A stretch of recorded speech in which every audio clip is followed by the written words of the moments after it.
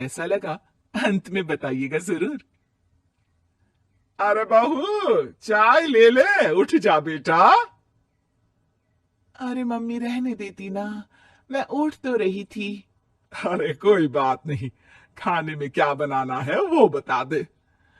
देख लो माँ, कुछ भी जो ये कहे बना लेते हैं।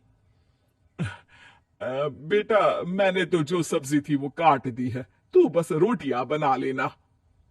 ये हर रोज सुबह का सीन था ममता के ससुराल का। एक दिन पड़ोसन कहती है, अरे बहन जी, सारा दिन काम करती रहती हो, थकती नहीं क्या आप? बहू क्या करती रहती है सारा दिन?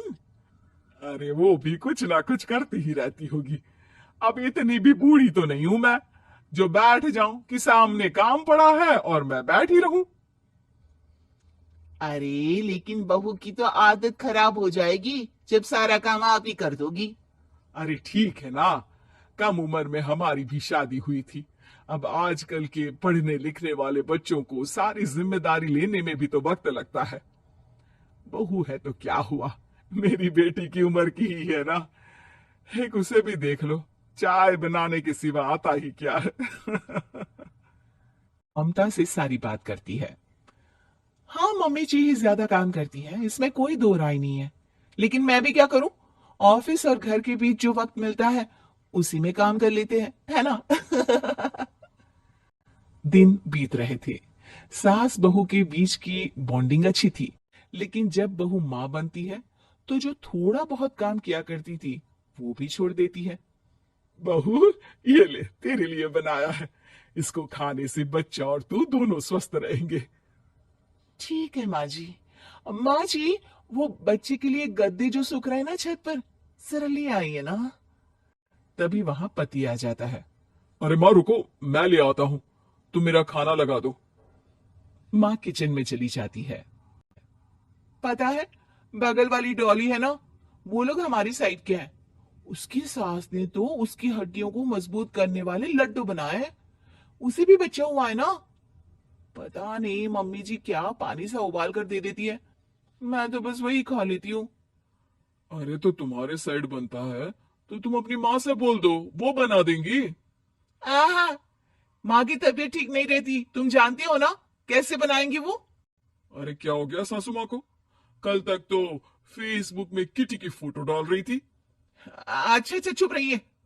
डॉली की सास ने मनाया है, तुम लोगों का भी तो फर्ज बनता है। तभी वहां सास आ जाती है। ये ले बहू गर्म पानी की बोतल, गर्म पानी पीने से पेट अंदर हो जाएगा। नहीं नहीं माँ जी, गर्म पानी पीने से प्यास नहीं बुझती। अरे पी लेना बेटा, वो बगल वाली डॉली को तो जानती है ना, जो तुम लोगों के साइड की है। तेरे साथ ही उसका भी बच्चा हुआ था।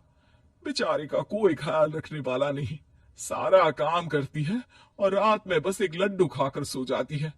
पेट तो लटक ही गया है और बच्चा तो कितना कमजोर सा है उसका। अच्छा माँ, क्या बात है, डॉली की ये हाल है? क्यों मैडम, क्या कहना है आपका? अब पता है मुझे, किसी के पास मेरी सास की तरह सास थोड़ी ना है। नहीं नहीं बेटा, ऐसा नहीं है, मेरे लिए तो तुम सभी मेरे बच्चे जैसे ही हो। ममता को समझ में नहीं आता कि वो सास में कैसे कोई बुराई निकाले, क्योंकि हर कोई उससे उसकी सास की तारीफ ही किया करता था। एक रोज ममता के घर उसकी ननद आती है। अरे भाभी, मुन्नी को तो 6 महीने हो गए, आप अभी भी बेड पर हो। आ गई है आप? कैसी है बुआ, बच्चा होने के 6 महीने बाद आई हैं आप? भाभी अमेरिका दूर है ना, तो वक्त लग जाता है। अब इनकी छुट्टी अभी थी तो सभी आ गए। वैसे माँ कहाँ है? थकी हारी सास बेटी को देखकर खुश हो जाती है। माँ, इस बार तेरा वीजा तैयार है, मेरे साथ चलने को तैयार रहना। हाँ हाँ बेटा, मैं तैयार हूँ। अरे ऐसे कैसे माँ, मैं कैसे मैनेज करूंगी? कैसे मतलब? जैसे मैंने किया अमेरिका में, आप इंडिया में कर लेना। वैसे आपका तो मायका भी पास ही में है ना। हाँ वो तो है, लेकिन माँ माँ के पास वक्त नहीं होता, ईश्वर भक्ति में उनका सारा समय चला जाता है। भाभी, बेटी परेशान हो तो माँ का ध्यान आरती में कैसे लग सकता है? समझ में ही नहीं आता। वैसे भी अब माँ को मैं अपने साथ ले जा रही हूँ। माँ को विदेश घूमने का शौक है ना। ममता मन मारकर चुप हो जाती है, लेकिन मन ही मन सोचती है कि वो कैसे सारा काम मैनेज करेगी। पति का खाना, नाश्ता, मुन्ने को नहलाना धुलाना, फिर रात भर इसके लिए दूध तैयार करना। माँ तो सारा काम करती थी। हे भगवान, ना भाई ना। क्या हुआ भाभी? क्या सोचकर ना भी ना कर रही हो?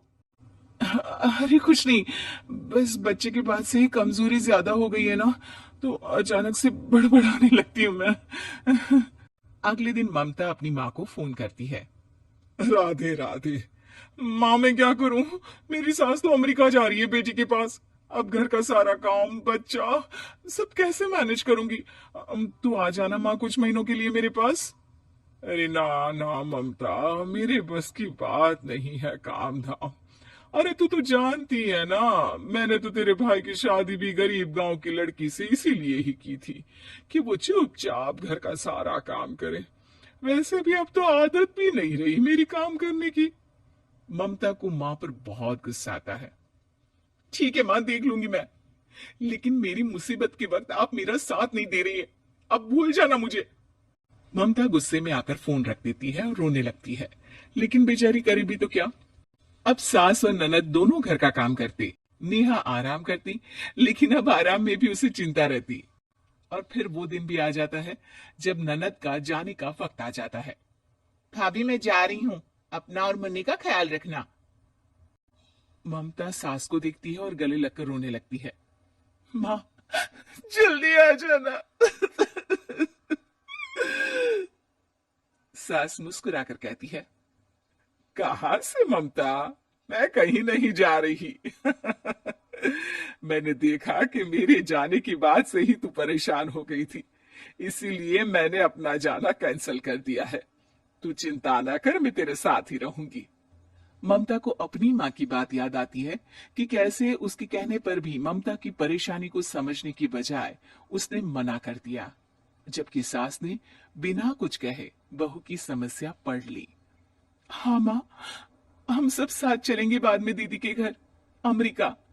आज से आप रानी बनकर रहना और मुन्ने को देखना। मैं समझ चुकी हूँ कि मेरा फर्ज क्या है।